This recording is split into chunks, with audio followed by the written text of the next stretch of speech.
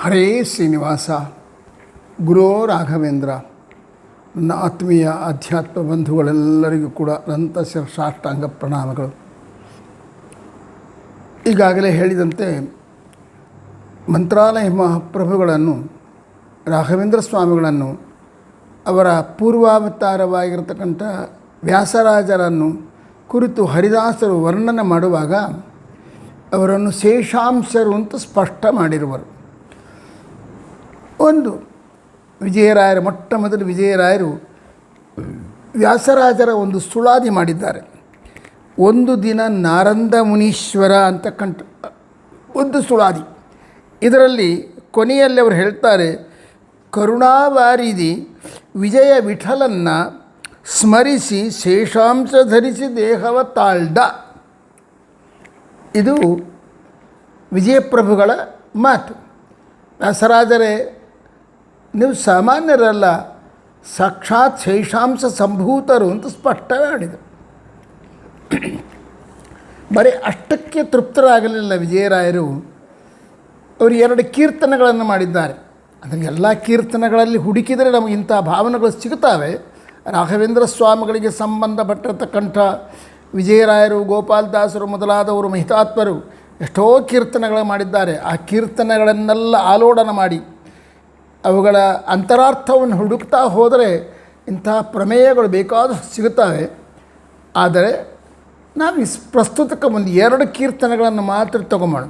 ವಿಜಯದಾಸರೇ ಮಾಡಿರ್ತಕ್ಕಂಥ ರಾಘವೇಂದ್ರ ಸ್ವಾಮಿಗಳಿಗೆ ಸಂಬಂಧಪಟ್ಟಿರ್ತಕ್ಕಂಥ ಒಂದು ಕೀರ್ತನೆ. ಅದು ರಾಘವೇಂದ್ರ ಗುರುರಾಯ ರಮಣೀಯ ಕಾಯ ಅಂತಕ್ಕಂಥ ಕೀರ್ತನೆ. ಈ ಕೀರ್ತನೆಯಲ್ಲಿ ಒಂದು ಚರಣ ಹೀಗದೆ, ಸಾರಿ ಸಾರಿಗೆ ಈ ಚಿತ್ರ ತಾರತಮ್ಯ ತತ್ವದ ವಿಚಾರಗೈದು ನಲಿದಾಡಿ ಮೇರೆ ಇಲ್ಲದೆ ಈಶ ಇಂದಿರೇಶನ್ನ ಹೃದ್ವಾರಿಜದೊಳು ನಿಲ್ಲಿಸಿ ಆರಾಧನೆ ಮಾಡುವ ವೈಕಾರಿಕ ಭಾಗ್ಯವೇ ಬರಲಿ. ಇದು ರಾಯರಲ್ಲಿ ವಿಜಯರಾಯರು ಪ್ರಾರ್ಥನೆ ಮಾಡಿದ್ದು. ಏನಂತ ಪ್ರಾರ್ಥನೆ ಮಾಡ್ತಾರೆ? ಸ್ವಾಮಿ, ನನ್ನದೊಂದು ಪ್ರಾರ್ಥನೆ ಅದೇ, ಅದನ್ನು ನೀವು ಕರುಣಿಸಬೇಕು. ರಾಯರಂದರು, ಏನಪ್ಪ ನಿನ್ನ ಪ್ರಾರ್ಥನೆ, ಯಾವುದದು? ಸಾರಿ ಸಾರಿ, ಮತ್ತೆ ಪುನಃ ಪುನಃ, ಸಾರಿ ಸಾರಿಗೆ ಅಂದರೆ ಮತ್ತೆ ಮತ್ತೆ, ಆಗಾಗ ಆಗಾಗ ಆಗಾಗ, ಪುನಃ ಪುನಃ ಪುನಃ ಅಂತ ಅರ್ಥ. ಮತ್ತೆ ಮತ್ತೆ ಜೀವನದ ಉದ್ದಕ್ಕೂ ಕೂಡ ಈ ಚಿತ್ರ ತಾರತಮ್ಯ ತತ್ವದ ವಿಚಾರಗೈ ಅಂದರೆ ಅತ್ಯಂತ ಅಪೂರ್ವವಾಗಿರತಕ್ಕಂಥ ತತ್ವ ಯಾವುದು ಅಂದರೆ ತಾರತಮ್ಯ ತತ್ವ. ಆಚಾರ್ಯ ಮಧ್ವರ ವೈಶಿಷ್ಟ್ಯ ಏನು ಅಂತಂದರೆ, ಅವರು ಹರಿಸರ್ವೋತ್ತಮ ಅಂತ ಹೇಳಿದ್ದಾರೆ. ಮತ್ತು ರಾಮಾನುಜಾಚಾರ್ಯರು ಕೂಡ ಹರಿಸರ್ವೋತ್ತಮ ಅಂತ ಹೇಳ್ತಾರೆ. ಶಂಕರಾಚಾರ್ಯರು ಹರಿಸರ್ವೋತ್ತಮ ಎಂಬುದನ್ನು ಅಲ್ಲಗಳೆಯೋದಿಲ್ಲ ಅವರು. ಯಾಕಂದರೆ ಎಲ್ಲ ಒಂದೇ ಆದ ಕಾರಣ ಹರಿ ಸರ್ವೋತ್ತಮ, ಶಂಕರನು ಸರ್ವೋತ್ತಮ, ಎಲ್ಲವೂ ಒಂದೇ. ಶಂಕರ ಬೇರೆ ಅಲ್ಲ, ನಾರಾಯಣ ಬೇರೆ ಅಲ್ಲ. ಇದು ಅದ್ವೈತಿಗಳ ಒಂದು ಚಿಂತನೆ ಆದ ಕಾರಣ ಅವರು ನಾರಾಯಣ ಸರ್ವೋತ್ತಮ ಎಂಬುದನ್ನು ಅಲ್ಲಗಳೆಯೋದಿಲ್ಲ. ಇದು ಲಿಂಗಾಯತರ ಪರಂಪರೆ ಅಂದರೆ ಶೈವ ಪರಂಪರೆ ಅಂತ ಒಂದದಲ್ವ, ಆ ಶೈವ ಪರಂಪರೆಯವರು ಅವರು ಲಿಂಗಾಯತರು ಅಂತ ಕರೀತಾರೆ, ವೀರಶೈವರು ಅಂತ ಕರೀತಾರೆ. ಇವರು ವಿಷ್ಣುವನ್ನು ಸರ್ವೋತ್ತಮನನ್ನಾಗಿ ವರ್ಣನೆ ಮಾಡೋದಲ್ಲ, ಅವರು ಶಿವನನ್ನು ಸರ್ವೋತ್ತಮನನ್ನಾಗಿ ವರ್ಣನೆ ಮಾಡಿ ಶಿವನ ಅಧೀನದಲ್ಲಿ ವಿಷ್ಣು ಇರ್ತಾನೆ ಎಂಬ ರೀತಿ ಅವರು ಚಿಂತನೆ ಮಾಡ್ತಾರೆ. ದೇವಿ ಉಪಾಸಕರು ಅಂತ ಕೆಲವರು ಇದ್ದಾರೆ. ಅವರೇನು ಮಾಡ್ತಾರೆ ಗೊತ್ತನ, ಬ್ರಹ್ಮ, ವಿಷ್ಣು, ಶಂಕರ ಈ 3 ಮಂದಿಯನ್ನು ನಿಯಮನ ಮಾಡುವ ಶಕ್ತಿ ಒಂದು ಸ್ತ್ರೀ ಶಕ್ತಿ, ಅದು ದೇವಿ ಅಂತ ಅವರು ಕರೀತಾರೆ. ಸೊ ಅವರವ್ರ ಸಿದ್ಧಾಂತ, ಅವರವ್ರ ಪದ್ಧತಿ. ನಮಗೆ ಪ್ರಸ್ತುತಕ್ಕೆ ತಗೊಂಬೋಣ. ಶಂಕರಾಚಾರ್ಯರು ಎಲ್ಲಿ ಕೂಡ ವಿಷ್ಣು ಸರ್ವೋತ್ತಮ ಅಲ್ಲ ಅಂತ ಹೇಳಿಲ್ಲ, ಅದನ್ನು ಅಲ್ಲಗಳಿಲಕ್ಕೆ ಪ್ರಯತ್ನ ಮಾಡಿಲ್ಲ. ಇನ್ನು ರಾಮಾನುಜಾಚಾರ್ಯರು ಅವರು ಹರಿಸರ್ವೋತ್ತಮತ್ವವನ್ನೇ ಅಂಗೀಕಾರ ಮಾಡೋದು. ಆಚಾರ್ಯ ಮಧ್ವರು ಹರಿಸರ್ವೋತ್ತಮತ್ವವನ್ನು ಅಂಗೀಕಾರ ಮಾಡ್ತಾರೆ. ಸೊ ಹರಿಸರ್ವೋತ್ತಮತ್ವ ಎಂಬುದು ರಾಮಾನುಜಾಚಾರ್ಯರಿಗೂ ಮಧ್ವಾಚಾರ್ಯರಿಗೂ ಸಮಾನವಾಗಿರ್ತಕ್ಕಂಥದ್ದು. ಆಗ ಮಧ್ವಾಚಾರ್ಯ ಹೇಳಿದ್ದು ಏನು ವೈಶಿಷ್ಟ್ಯ, ಏನು ಸ್ಪೆಷಾಲಿಟಿ ಇಲ್ಲ. ಜೀವೋತ್ತಮ ಅಂಥೇಳಿ ವಾಯುದೇವರನ್ನು ಹೇಳ್ತಾರೆ. ಇದು ಆಚಾರ್ಯ ಮಧ್ವರ ಸಿದ್ಧಾಂತದಲ್ಲಿ ಅಪೂರ್ವವಾದ ವಿಷಯ. ನಾವು ವಾಯುದೇವರನ್ನು ಜೀವೋತ್ತಮ ಅಂತಂದರೆ ಅವರು ಗರುಡ, ಶೇಷ ಇವರನ್ನು ನಿತ್ಯ ಸೂರಿಗಳು ಅಂತ ಕರೀತಾರೆ. ನಿತ್ಯ ಸೂರಿಗಳು ಅಂದರೆ ಮುಕ್ತರು ಅಂತ ಅರ್ಥ. ಅವರು ಉತ್ತಮರು, ಉತ್ತಮೋತ್ತಮರಾಗಿರತಕ್ಕಂಥವ್ರು.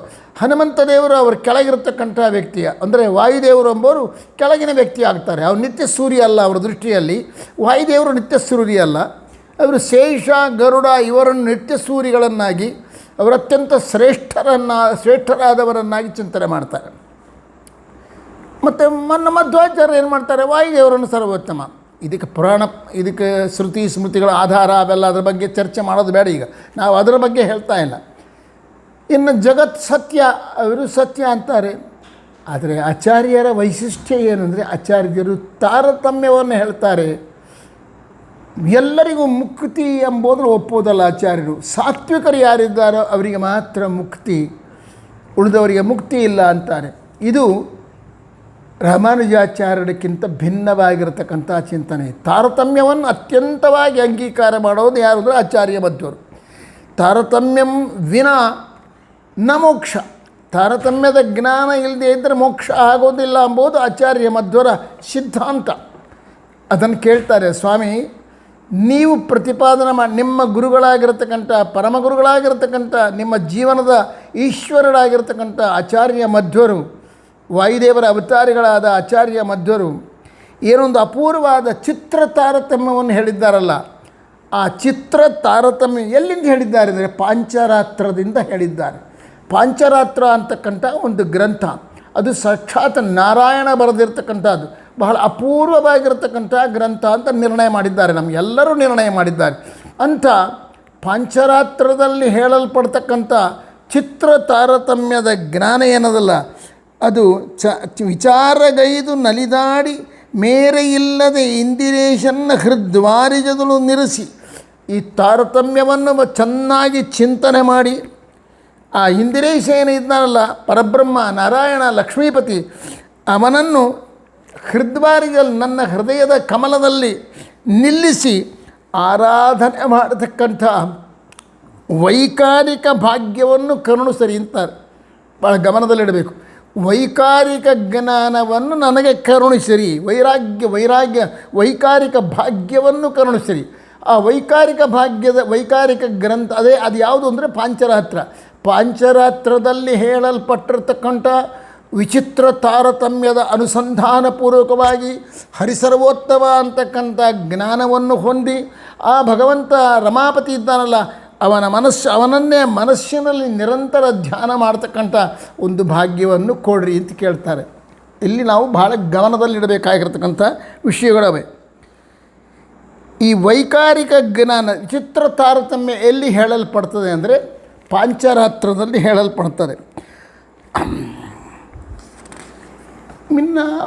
ಇದು ಈ ಸಂದರ್ಭದಲ್ಲಿ ಸಹೃದಯರಲ್ಲಿ ಎಲ್ಲ ಗುರುಭಕ್ತರಲ್ಲಿ ಒಂದು ಪ್ರಾರ್ಥನೆ. ಎಲ್ಲರೂ ರಾಯರನ್ನು ಶೇಷಾಂಶರು ಅಂತ ಅಂಗೀಕಾರ ಮಾಡ್ತಾರೋ ಇಲ್ಲೋ ನನಗೆ ಗೊತ್ತಿಲ್ಲ. ಕೆಲವರು ಮಾಡೋದಿಲ್ಲ, ಅಂಗೀಕಾರ ಮಾಡೋದಿಲ್ಲ. ವಾದಿರಾಜರನ್ನು ರುಜುಗಳು ಅಂತ ಅಂಗೀಕಾರ ಮಾಡೋದಿಲ್ಲ ಕೆಲವರು. ವಾದಿರಾಜರು ಒಬ್ಬ ಯತಿಪುಂಗವರು, ಶ್ರೇಷ್ಠ ಯತಿಪುಂಗವರು ಅಂತ ಅಷ್ಟೇ ಅಂಗೀಕಾರ ಮಾಡ್ತಾರೆ. ಮಹಾಗ್ರಂಥಗಳ ರಚನೆ ಮಾಡಿದವರು ಅಂತ ಒಪ್ತಾರೆ. ಅವರಲ್ಲಿ ಗೌರವ ಎಲ್ಲ ಅದೇ, ಏನಿಲ್ಲ ಅಂತ ಏನು ಕಮ್ಮಿಯಾಗಿ ನೋಡೋದಿಲ್ಲ. ಆದರೆ ರುಜುಗಳು ಭಾವಿ ಬ್ರಹ್ಮ ಪದವಿಗೆ ಬರತಕ್ಕಂಥ ಮಹಾನುಭಾವರು ಎಂಬುದನ್ನು ಕೆಲವು ಗುಂಪಿನವರು ಅಂಗೀಕಾರ ಮಾಡುವುದಿಲ್ಲ. ಆದರೆ ಹರಿದಾಸರು, ವಿಜಯದಾಸರೇ ಮೊದಲಾಗಿರತಕ್ಕಂಥ ಎಲ್ಲ ಹರಿದಾಸರು ವಾದಿರಾಜರನ್ನು ಮುಕ್ತ ಕಂಠದಿಂದ ಭಾವಿ ಬ್ರಹ್ಮ ಪದವಿಗೆ ಬರತಕ್ಕಂಥ ರುಜುಪುಂಗವರು ಅಂತಲೇ ವರ್ಣನೆ ಮಾಡಿದ್ದಾರೆ. ಇದರಲ್ಲೇನು ವ್ಯತ್ಯಾಸ ಮಾಡಿಲ್ಲ. ಅದರಂತೆ ಕೆಲವರು ರಾಯರನ್ನು ಶೇಷಾಂಶರು ಅಂತ ಒಪ್ಪದೇ ಇರಬಹುದು. ಅದು ಒಪ್ತಾರೋ ಬಿಡ್ತಾರೋ ನಮಗೆ ಗೊತ್ತಿಲ್ಲ. ಅದು ಒಪ್ಪದೇ ಇರಬಹುದು. ಅದು ಅವರಿಷ್ಟ, ಅವ್ರಿಗೆ ಸಂಬಂಧಪಟ್ಟಿದ್ದು, ಅದು ವೈಯಕ್ತಿಕ. ಅದರಲ್ಲಿ ನಾವು ಇಂಟರ್ಫಿಯರ್ ಆಗೋದು, ನೀವು ಯಾಕೆ ಒಪ್ಪಬೇಕು ಅಂತ ಹೇಳೋಕ್ಕೆ ನಮಗೇನು ಅಧಿಕಾರ ಇಲ್ಲ. ಅವರ ಮನಸ್ಸಿಗೆ ಅದು ಯಾವುದು ಸತ್ಯ, ಯಾವುದು ಭಗವಂತನಿಗೆ ಗೊತ್ತು. ಸರ್ವತಂತ್ರ ಸ್ವತಂತ್ರ ಅವನೇ. ನಮ್ಮ ಸಾಧನೆಯ ಇತಿಮಿತಿಗಳನ್ನು, ನಮ್ಮ ಸಾಧನೆಯನ್ನು ಯಾವ ರೀತಿ ಮಾಡಿದರೆ ನಮ್ಮ ಜನ್ಮ ಧನ್ಯ ಆಗ್ತದೆ, ಅಥವಾ ನಮ್ಮ ದುಃಖ ಪ್ರಾರಬ್ಧಾದಿಗಳು ಸವಿತವೆ, ಅಥವಾ ಸುಖ ಪ್ರಾರಬ್ಧಾದಿಗಳು ನಮ್ಮ ಅನುಭವಕ್ಕೆ ಬರ್ತವೆ, ಇವೆಲ್ಲ ಸರ್ವತಂತ್ರ ಸ್ವತಂತ್ರನಾದ ಭಗವಂತ. ಯಾಕಂದರೆ ಪ್ರೇರಕ ಪ್ರೇರ್ಯ ಅವನೇ. ನನಗೆ ವಿಜಯದಾಸಾದಿ ಪ್ರಭುಗಳಿಗೆ ಶೇಷಾಂಶ ಅಂತ ಪ್ರೇರಣೆ ಮಾಡಿದವನು, ರಾಯರ ಶೇಷಾಂಶರು ಅಂತ ಪ್ರೇರಣೆ ಮಾಡಿದವನು ಆ ಭಗವಂತನೇ. ಇಲ್ಲ ಶೇಷಾಂಶರ ಅಲ್ಲ ಅಂತಕ್ಕಂಥ ಆಲೋಚನೆ ಕೊಟ್ಟಿದ್ದು ಆ ಭಗವಂತನೇ. ಆದ ಕಾರಣ ಯಾರಿಗೇನು ಫಲ ಕೊಡಬೇಕೋ, ಯಾವಾಗ ಕೊಡಬೇಕು, ಎಲ್ಲಿ ಕೊಡಬೇಕು, ಹೇಗೆ ಕೊಡಬೇಕೋ ಆ ಭಗವಂತನಿಗೆ ಗೊತ್ತು. ನಾವು ಅದರ ಬಗ್ಗೆ ಚಿಂತನೆ ಮಾಡೋದು. ಅಷ್ಟು ಒಂದು ಮಾತ್ರ ಚಿತ್ಯ ಪಾಷಂಡತನ ಇರಬಾರ್ದು. ಎಲ್ಲ ರಾಯರ ಶೇಷಾಂಶರೇ, ಅವರು ಮಹಾ ದೊಡ್ಡವರು, ಅವರೆಲ್ಲರಿಗಿಂತಲೂ ತಾರತಮ್ಯಕ್ಕೆ ಭಂಗ ಆಗುವ ರೀತಿಯಲ್ಲಿ, ಈ ಅವತಾರ ಕಾಲದಲ್ಲಿ ತಾರತಮ್ಯಕ್ಕೆ ಭಂಗವಾಗುವ ರೀತಿಯಲ್ಲಿ ನಾವು ವಾದ ಮಾಡೋದು, ಇನ್ನೊಬ್ಬರನ್ನ ಅವಮಾನ ಮಾಡಲಿಕ್ಕೆ ಪ್ರಯತ್ನ ಮಾಡ್ಬೋದು. ಇದು ನಾವು ಮಾಡಿದೆ. ಸ್ವಾಮಿ, ನಾನು ದಡ್ಡ, ನನಗೆ ಗೊತ್ತಿಲ್ಲ, ನಾನು ಒಂದು ಅರಿಯದ ಮಂದಮತಿ, ನಾನು ವಿಜಯರಾಯರು, ಗೋಪಾಲದಾಸರು, ಜಗನ್ನಾಥದಾಸರು, ಪ್ರಾಣೇಶದಾಸರು ಇವರೇ ಮೊದಲಾಗಿರ್ತಕ್ಕಂಥ ಜ್ಞಾನಿವರೇಣ್ಯರೆಲ್ಲರೂ ಕೂಡ ರಾಘವೇಂದ್ರ ನಿಮ್ಮನ್ನು ಶೇಷಾಂಶ ಅಂತ ಕೊಂಡಾಡಿದ್ದಾರೆ. ಆದ ಕಾರಣ ನಾನು ನನಗೆ ಅವರ ಮಾತಿನ ಅರ್ಥ ಈ ರೀತಿ ಆಗಿರೋದಾದ ಕಾರಣ ನಾನು ಶೇಷಾಂಶರು ಅಂತ ಚಿಂತನೆ ಮಾಡ್ತೀನಿ.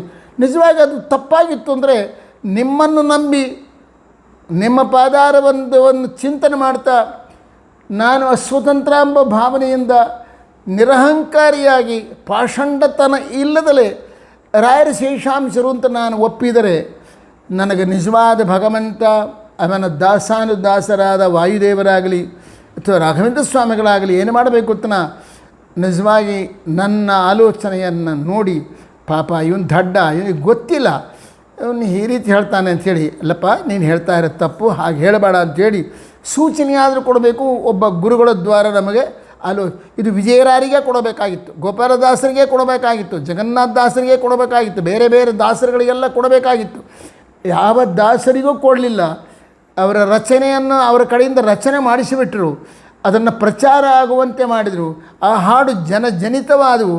ಮತ್ತು ಅವ್ರ ದೋಷಗಳು ಯಾರಾಗ್ತಾರೆ ಗೊತ್ತನ? ವಿಜಯಪ್ರಭುಗಳೇ ಮೊದಲಾದವರು ಆಗ್ತಾರೆ. ಅವರಾದರೂ ನಮಗೆ ಎಚ್ಚರಿಕೆ ಕೊಡಬೇಕಪ್ಪ, ನಾವೇನೋ ಹೇಳಿವಿ ಅದಕ್ಕೆ ಅರ್ಥ ಹಾಗೆ ಮಾಡಬೇಡ, ಹೀಗೆ ಅರ್ಥ ಮಾಡು ಅಂತ ನಮಗೆ. ಯಾಕಂದರೆ ನಾವು ನಿಷ್ಕಲ್ಮಶ ಭಾವನೆಯಿಂದ ನಮ್ಮ ವಿಜಯರಾಯರು ಹೇಳಿದ್ದಾರೆ, ನಮ್ಮ ಗೋಪಾಲದಾಸರು ಹೇಳಿದ್ದಾರೆ ಎಂಬ ಭಾವನೆಯಿಂದ ಅದರಲ್ಲಿ ಕೇವಲ ಪಾಷಂಡತನವನ್ನು ಬಿಟ್ಟು, ದುರಹಂಕಾರತ್ವವನ್ನು ಬಿಟ್ಟು, ನಾನು ತಿಳ್ಕೊಂಡವನು, ನಾನು ಹೇಳ್ತಾ ಇದ್ದೀನಿ ಕೇಳ್ರಿ ಎಂಬ ಭಾವನೆಯಿಂದಲ್ಲ, ಏನೋ ಅವ್ರು ಹೇಳಿದ್ದಾರೆ ಅದನ್ನು ನಾವು ನಂಬೀವಿ ಎಂಬ ಭಾವನೆಯಲ್ಲ ನಾವು ಹೇಳ್ತೀವಿ. ಆದ ಕಾರಣ ನಮ್ಮದು ತಪ್ಪಾಗೋದಿಲ್ಲ. ತಪ್ಪಾಗಿದ್ದರೆ ಅದನ್ನು ಕ್ಷಮಾ ಮಾಡ್ತಕ್ಕಂಥದ್ದು, ಅದನ್ನು ತಿದ್ದತಕ್ಕಂಥ ಭಾರ ಆ ಮೇಲಿನ ರಾಯರಿಂದ ಹಿಡ್ಕೊಂಡು, ಎಲ್ಲ ದಾಸರಿಂದ ಹಿಡ್ಕೊಂಡು, ಎಲ್ಲ ರಾಯರಿಂದ ಹಿಡ್ಕೊಂಡು, ಎಲ್ಲ ಯತಿಗಳದು, ಎಲ್ಲ ವಾಯುದೇವ್ರದ್ದು ಮತ್ತು ಪರಬ್ರಹ್ಮಂತ ಅವನಿಗೆ ಸೇರಿದ್ದು, ಅವನಿಗೆ ಹೇಗೋ ತಿದ್ದಬೇಕು ನಮ್ಮನ್ನು ಹೇಳ್ತಾ. ಈಗ ಈ ಹಾಡಿಗೆ ಒಂದು ಚಿಂತನೆ ಮಾಡೋಣ ನಾವು. ಏನಂತ ಅವ್ರು ಹೇಳ್ತಾರೆ, ವೈಕಾರಿಕ ಜ್ಞಾನ, ವೈಕಾರಿಕ ಭಾಗ್ಯವೇ ಇರಲಿ ಅಂತಾರೆ. ಇದರ ಬಗ್ಗೆ ತಿಳ್ಕೋಬೇಕಾದ್ರೆ ವೈಕಾರಿಕ ತೈಜಸ ತಾಮಸ ಅಂಥೇಳಿ, ವೈಕಾರಿಕ ಅಹಂಕಾರ, ತೈಜಸ ಅಹಂಕಾರ, ತಾಮಸ ಅಹಂಕಾರ ಅಂಥೇಳಿ ಅಹಂಕಾರ ತತ್ವ 3 ವಿಧವಾಗಿರುತ್ತದೆ. ಇದನ್ನು ಮರಿಬಾರ್ದು ನಾವು ದಯಮಾಡಿ.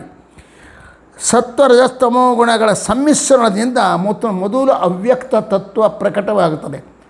ಆ ಅವ್ಯಕ್ತ ತತ್ವದಿಂದ ಮಹತ್ತತ್ವ ಬರ್ತದೆ.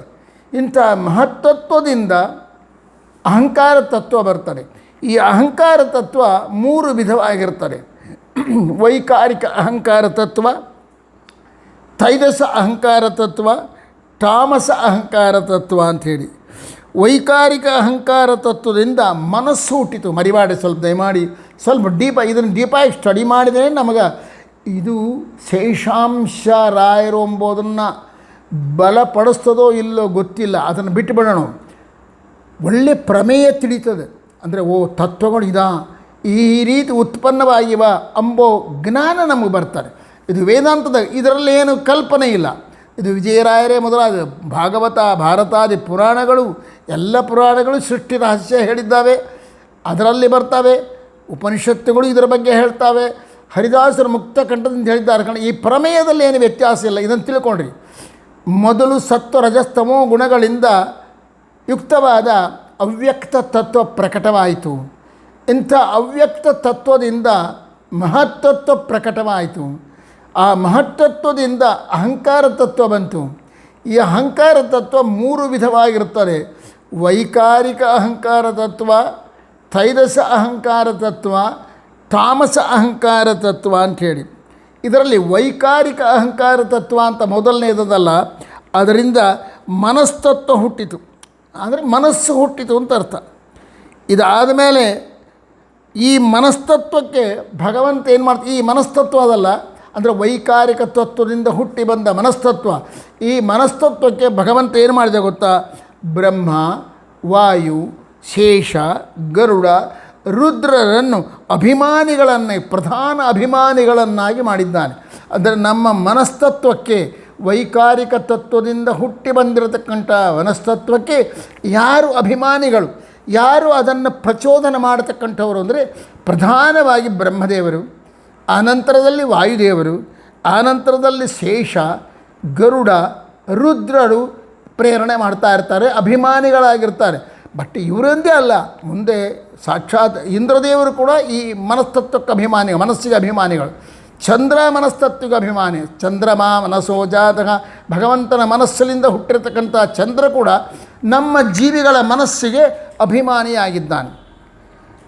ಈ ಮೂರು ಜನರು ಅಂದರೆ ಗರುಡ, ಶೇಷ, ರುದ್ರರಿದ್ದಾರಲ್ಲ, ಈ ಮೂರು ಜನ ಈ ಮನಸ್ಸಿನಿಂದ ಮೂರು ವಿಧವಾದ ಕಾರ್ಯವನ್ನು ಮಾಡ್ತಾರೆ. ಅಂದರೆ ಮೂರು ಜನನು ಮನಸ್ಸಿಗೆ ಪ್ರೇರಕರೇ.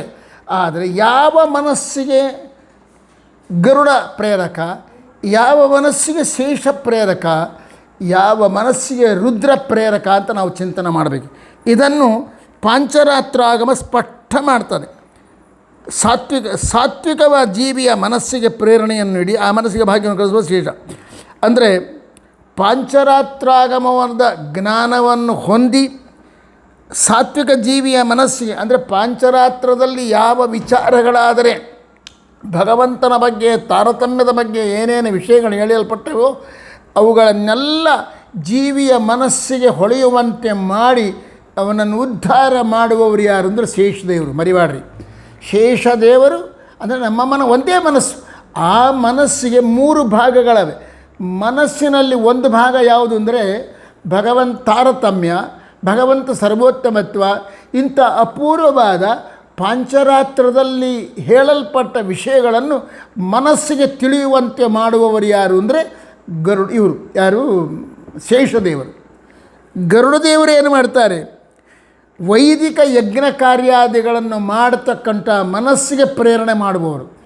ತಾರತಮ್ಯಯುಕ್ತವಾಗಿ ಹರಿಸರ್ವೋತ್ತಮತ್ವ ಜ್ಞಾನವನ್ನು ಮನಸ್ಸಿಗೆ ಪ್ರೇರಣೆ ಮಾಡುವವರು ಶೇಷದೇವರಾದರೆ, ನಾನು ಯಜ್ಞ ಮಾಡಬೇಕು, ಯಾಗ ಮಾಡಬೇಕು, ವೈಶ್ಯದೇವ ಮಾಡಬೇಕು, ಹವಿಸ್ ಕೊಡಬೇಕು ಇತ್ಯಾದಿ ಯಜ್ಞ ಯಾಗಾದಿ ಜ್ಞಾನ ಅವುಗಳಿಗೆ ಸಂಬಂಧಪಟ್ಟ ಕರ್ಮಗಳನ್ನು ಮಾಡಬೇಕು ಎಂಬ ಆಲೋಚನೆ ಮನಸ್ಸಿಗೆ ಯಾರು ಪ್ರೇರಣೆ ಮಾಡ್ತಾರೆ ಅಂದರೆ ಗರುಡದೇವರು ಮಾಡ್ತಾರೆ. ರುದ್ರದೇವರಿದ್ದಾರಲ್ಲ, ಆ ಮನಸ್ಸು ನಾನು ಸದಾ ಜೀವಿ ಅಂತಕ್ಕಂಥ ಜ್ಞಾನವನ್ನು, ಆಲೋಚನೆಯನ್ನು ಮನಸ್ಸಿಗೆ ಕೊಡ್ತದೆ. ಅಂದರೆ ರುದ್ರದೇವರು ಮನಸ್ಸಿಗೆ ಪ್ರೇರಣೆ ಮಾಡ್ತಾರೆ. ಏನು ಪ್ರೇರಣೆ ಮಾಡ್ತಾರೆ ಗೊತ್ತಿನ? ನಾನು ಜೀವಿ ಎಂಬ ಆಲೋಚನೆಯನ್ನು ಮನಸ್ಸಿಗೆ ಕೊಡ್ತಾರೆ ರುದ್ರದೇವರು. ನಾನು ಯಜ್ಞ ಮಾಡಬೇಕು, ಯಾಗ ಮಾಡಬೇಕು, ಅಶ್ವಮೇಧ ಯಾಗ ಮಾಡಬೇಕು, ಇಂಥ ಆಲೋಚನೆಗಳನ್ನು ಮನಸ್ಸಿಗೆ ಕೊಡ್ತಾರೆ ಯಾರು? ಗರುಡದೇವರು. ಹರಿಸರ್ವೋತ್ತಮ ಪಂಚವೇದ ತಾರತಮ್ಯ ಇದು ಸತ್ಯವಾಗಿರತಕ್ಕಂಥ, ಅದು ಪಾಂಚರಾತ್ರದಲ್ಲಿ ಹೇಳಲ್ಪಟ್ಟಿದ್ದು, ಇದು ಅತ್ಯಂತ ಯುಕ್ತವಾದದ್ದು ಎಂಬ ಪ್ರೇರಣೆಯನ್ನು, ಆಲೋಚನೆಯನ್ನು ಮನಸ್ಸಿಗೆ ಯಾರು ಕೊಡ್ತಾರೆ ಅಂತಂದರೆ ಶೇಷದೇವರು ಕೊಡ್ತಾರೆ. ಸೊ ಶೇಷದೇವರು ಮನಸ್ಸಿಗೆ ಕೊಡುವ ಪ್ರೇರಣೆ ಬೇರೆ, ಗರುಡದೇವರು ಮನಸ್ಸಿಗೆ ಕೊಡುವ ಪ್ರೇರಣೆ ಬೇರೆ, ರುದ್ರದೇವರು ಮನಸ್ಸಿಗೆ ಕೊಡುವ ಪ್ರೇರಣೆ ಬೇರೆ.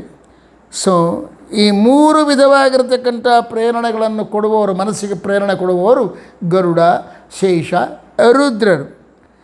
ಇಂಥ ಶೇಷದೇವರು ಕೊಡುವ ಭಾಗ್ಯ ಯಾವುದಂದರೆ ಪಾಂಚರಾತ್ರಾಗಮದಲ್ಲಿ ಹೇಳಿರತಕ್ಕಂಥ ವಿಚಿತ್ರ ತಾರತಮ್ಯದ ದ್ವಾರ ಹರಿಸರ್ವೋತ್ತಮತ್ವ ಜ್ಞಾನ ಇರಲಿ, ಇದು ಬೇಕು ಎಂಬ ಚಿಂತನೆಯನ್ನು ಮನಸ್ಸಿಗೆ ಕೊಡುವವರು ಶೇಷದೇವರು.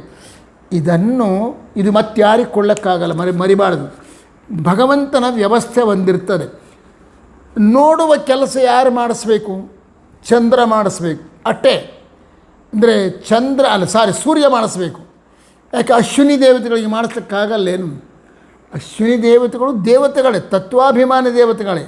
ಆದರೆ ಭಗವಂತ ಏನು ಮಾಡಿದ್ದಾನೆ ಗೊತ್ತಾ? ನೀನು ಈ ಡ್ಯೂಟಿ ಮಾಡು, ನಾನು ಈ ರೀತಿ ಇರ್ತೀನಿ ಅಂತ ತಾನೇ ಹೇಳಿಬಿಟ್ಟಿದ್ದಾನೆ.